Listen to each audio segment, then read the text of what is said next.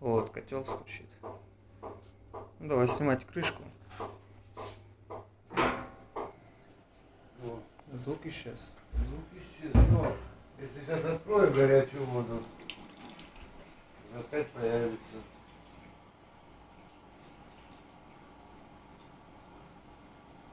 Ну или не появится сразу. Сейчас может появиться.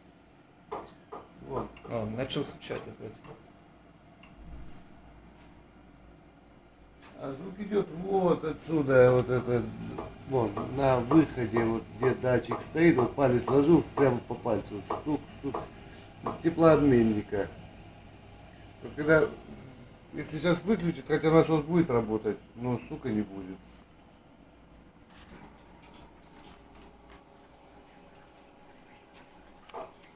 Вон, горячую воду открываешь, опять стучит для приоткрытия.